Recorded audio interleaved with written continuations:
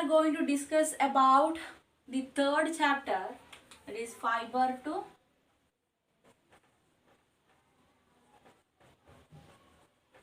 fabric. In 6th standard, you already know what is fiber, what is fabric and all, right? So fibers, that can be two. Fiber can be two. Which and all? Natural fiber and synthetic fiber. Natural fiber and synthetic fiber. So this natural fiber again can be classified based on the source of fiber. If we get it from the plant, we can say it as from the plant source. So they are plant fibers, and here when it is getting from animal, and can be said animal fiber. Okay. So examples also, you know what are the examples for the fibers that we get from the plant sources, that is cotton and jute. So this can be taken as an example for the plant sources. And animal sources, that also you know, wool and silk, right? And cotton we get from the cotton plant, jute we get from the jute plant, wool we get from different animals like camel, sheep, goat, yak, etc. And silk we get from the silk worm. And this rearing of silkworm, rearing of silkworm for silk is known as sericulture. Is known as sericulture. Okay, don't forget, it's very important. Sericulture. What is sericulture? Rearing of silkworm for silk, that is known as sericulture. And what is synthetic fiber? Man-made. They are man-made, and it is made chemically. And one example is polyester. One example is polyester. Then nylon. Nylon are another example for synthetic fiber. Okay. So these and all we have discussed in the 6th standard. And this chapter you will be learning about animal fiber. Okay, that the fiber that we obtain from the animal fiber, that basically the wool and silk. Then let's go to learn about this wool and silk. So wool is also a fiber that we obtain from the animal, like camel, goat, Angora goat, then yak, etc. Okay. So we get wool from different animals. So the fiber that we obtain from the animal are called animal fibers. So wool is an example for animal fiber. And actually there are different steps used for the processing of wool. There are different steps are there for the processing of wool. They includes, first one, shearing. So what is shearing? So shearing means it is the shaving of hairs from the animal. Shaving of hair from the animal. Okay, so shaving or removing the hair from the animals, and that process, that is the first step in processing of wool, that is shearing. Okay, this is actually done in hot condition. Okay, or it is done during the warm climate, because we know that these woolen animals has this wool for escaping from the rain and cold, right? So actually the shearing is done during the summer hot season. Okay, it is done during the hot season, so they can survive. So these animals can survive without the hairs. Okay, and then the second step is, after shearing, second step is scoring. That is, in the hairs there will be lots of dust, dirt, grease,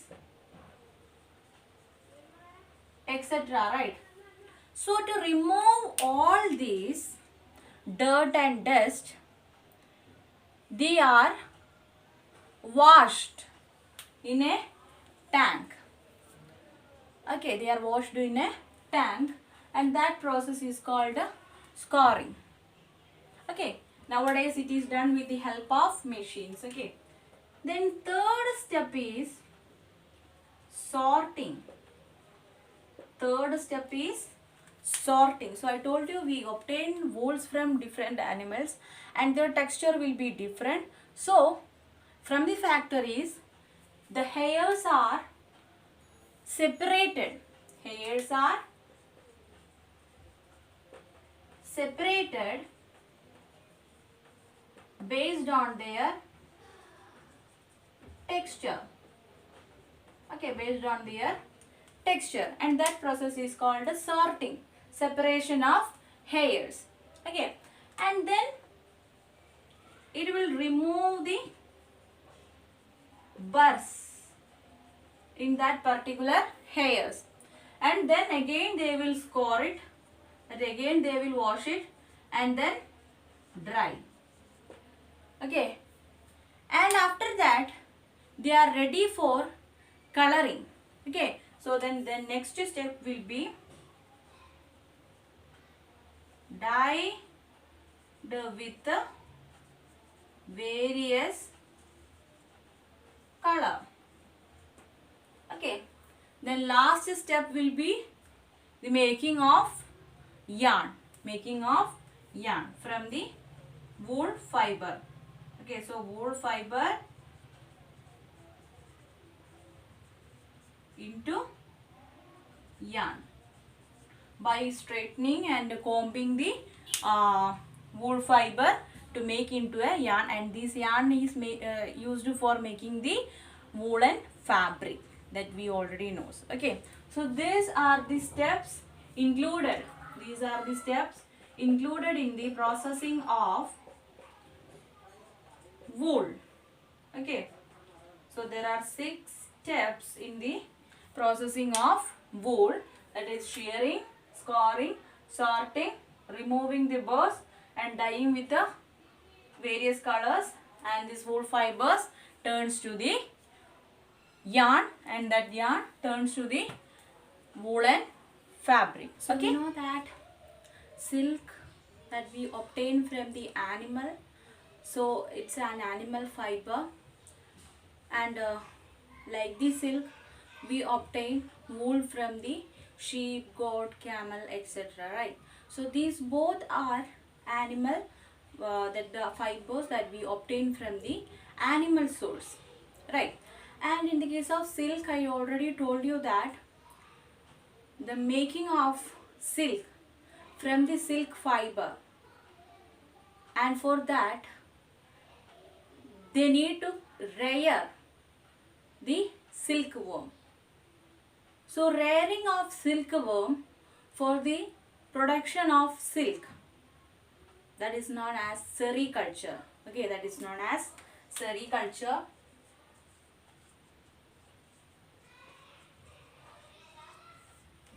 Production of, that for the production of silk, the rearing of large population of the silkworm, that is known as the sericulture. Okay, And now let us discuss how the silk is, or how the silk fiber is obtaining from the silkworm. Okay, so for that we need to discuss the life history of silkworm. So let us discuss the life history of silk moth. So we all know that for the production of egg, there will be a female and a male. So here also there are females and males. Okay, female silk moth are there and male silk moth are there. And here the female silk moth will lay the egg first. So we are saying the life history of silk moth. Here the adult female silk moth will lay the eggs on mulberry leaves. Okay, so first what they will do? First they will lay the eggs on the mulberry leaves. Then what they will do? These eggs will be hatched out and the larvae will be formed. Eggs will be hatched out and larvae will be formed. And that larvae is called silkworm or caterpillars. Silkworms or caterpillars. And what they will do? They will start to eat and grow enormously. Okay, they will start to eat the mulberry leaves and grow as fast as they eat. Okay, so what they will do? When these adult female silk moth lay the eggs on the mulberry leaves, after some days these eggs will hatch out into silkworm or caterpillars.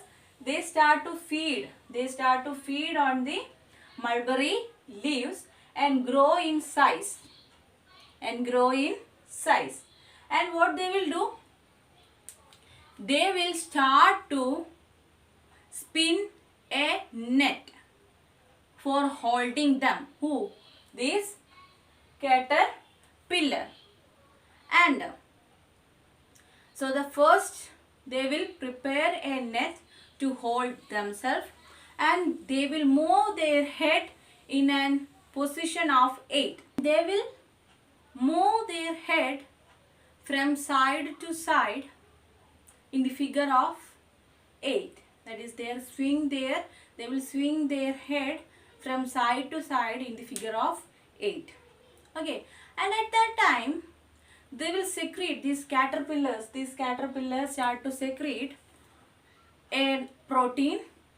When it exposed to the air, it will become hard. Okay, so during their swinging of their head, they will produce an protein. That protein, when it exposed to the air, that will harden. Okay, it will become hard, and that hard fiber is known as silk fiber. Okay, so the protein which came from the silkworm or this caterpillar, and that when it exposed to the air, it will harden, and that become the fiber called silk fiber. Okay, so this fiber will cover that caterpillar completely, and from that, and that structure is called cocoon. Okay, so silkworm start to prepare the cocoon, and when it completes, this caterpillar rest in the cocoon, and later stage, that is later what will happen?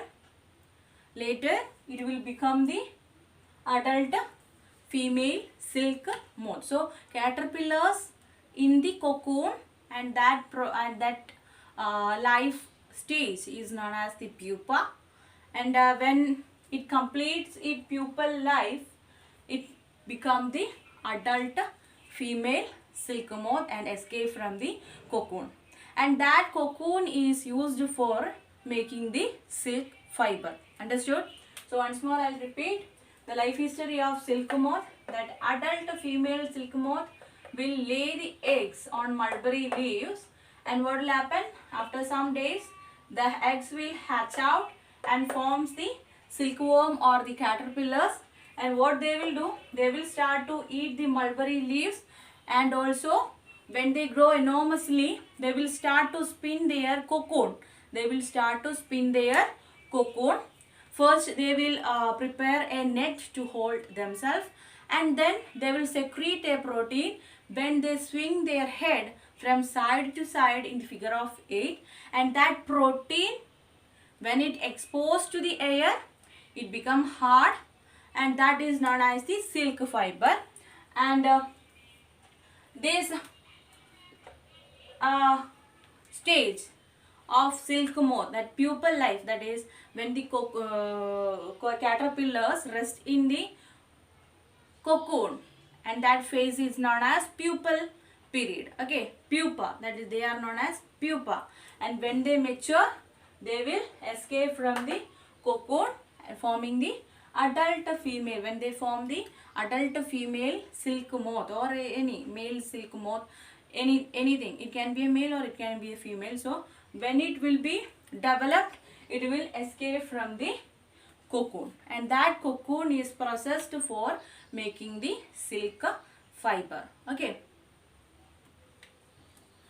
and when we say about the silk fiber, mostly this mulberry silkworm or mulberry silk moth is reared, because they are that fiber that we get from this mulberry silkworm or silk moths, it is very lustrous, and it is very elastic, as well as we can color it in different colors.